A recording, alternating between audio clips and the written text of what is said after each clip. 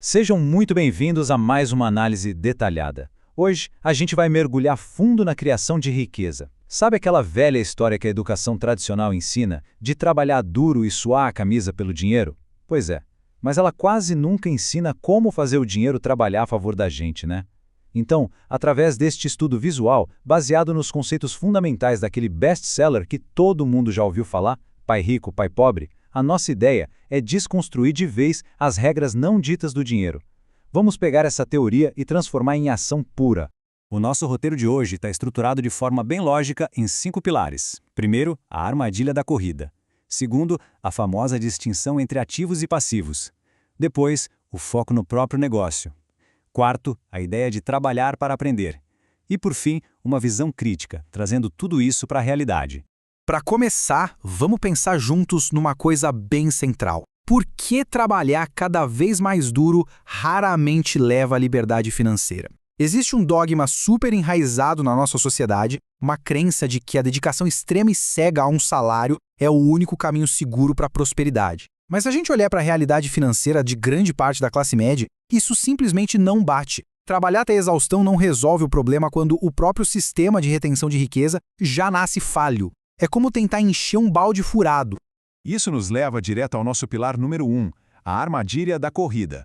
Imagina só a situação de incontáveis profissionais por aí. Um esforço gigantesco sendo aplicado todos os dias, mas aquela sensação frustrante de estar patinando no mesmo lugar. É exatamente isso que define o fenômeno da corrida dos ratos. É um ciclo contínuo, não tem fim. A pessoa ganha um aumento, a renda melhora, maravilha. Mas aí, quase que no piloto automático, o estilo de vida fica mais caro. As despesas sobem na exata mesma proporção da renda. É uma armadilha perfeita porque gera uma dependência eterna daquele salário no fim do mês.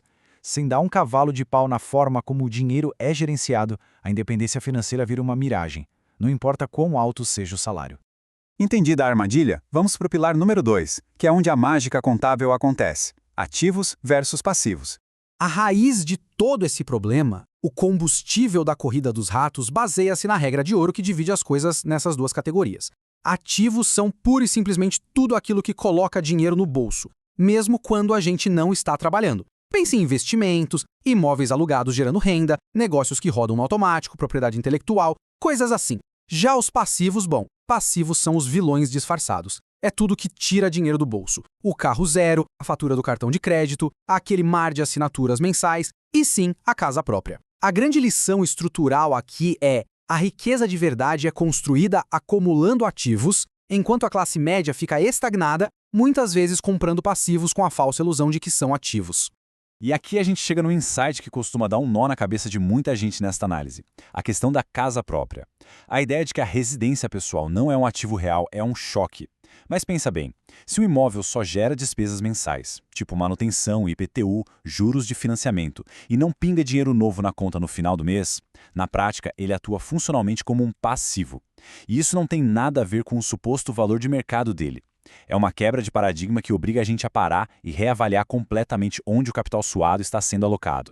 Para resumir toda essa primeira parte do nosso estudo, tem uma máxima que é absoluta. A verdadeira medida do sucesso financeiro não está no tamanho do compra-cheque, mas sim na eficiência de conservar esse dinheiro. Reter o dinheiro e saber alocar isso de forma inteligente é 1 milhão de vezes mais crítico do que simplesmente se matar por um salário maior só para acabar gastando tudo em passivos cada vez mais caros. O que nos leva naturalmente ao pilar número 3, o foco no próprio negócio. Para sair do problema e focar na solução, a gente precisa entender uma diferença vital entre a profissão e o próprio negócio. A profissão é aquele emprego do dia a dia, a atividade principal. E olha, ela tem um papel super importante, pagar as contas de hoje e garantir a nossa sobrevivência imediata. Mas o próprio negócio, quando a gente fala de inteligência financeira, significa focar estritamente na construção da sua coluna de ativos. Essa coluna de ativos, montada tijolinho por tijolinho ao longo do tempo, que tem o superpoder de garantir a liberdade lá no futuro. A profissão te sustenta hoje, mas são os ativos que te libertam amanhã. E tem uma regra aqui que é simplesmente inegociável, mesmo para os grandes empreendedores, para quem já opera empresas de sucesso. Nunca, jamais, pare de investir na sua base pessoal de ativos. O sucesso profissional hoje não substitui de jeito nenhum a necessidade de ter um portfólio robusto gerando renda passiva nos bastidores. É um trabalho de formiguinha, uma disciplina incansável. Vamos então ao pilar número 4, que propõe uma virada de chave gigantesca: trabalhar para aprender. Essa ideia muda completamente a filosofia de como a gente enxerga a trajetória de carreira e o emprego formal. Em vez de avaliar uma vaga de trabalho puramente pelo valor financeiro no fim do mês, a estratégia é buscar empregos ou projetos pelas habilidades técnicas e conhecimentos que eles proporcionam. Habilidades ouro, como vendas, gestão de pessoas e marketing, são ativos intelectuais inestimáveis. O salário passa a ser quase secundário em comparação à educação prática que você ganha ali. Sabe por quê? Porque é justamente esse conhecimento de trincheira que vai te permitir gerenciar e explodir a sua própria coluna de ativos muito mais rápido no futuro. Por fim, chegamos ao nosso quinto e último pilar: visão crítica e realidade. Para aterrissar todas essas teorias brilhantes na complexidade da nossa economia moderna, uma coisa é inquestionável.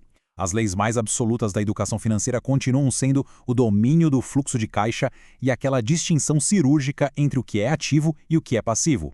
Essas lições permanecem sendo a espinha dorsal de absolutamente qualquer planejamento sério.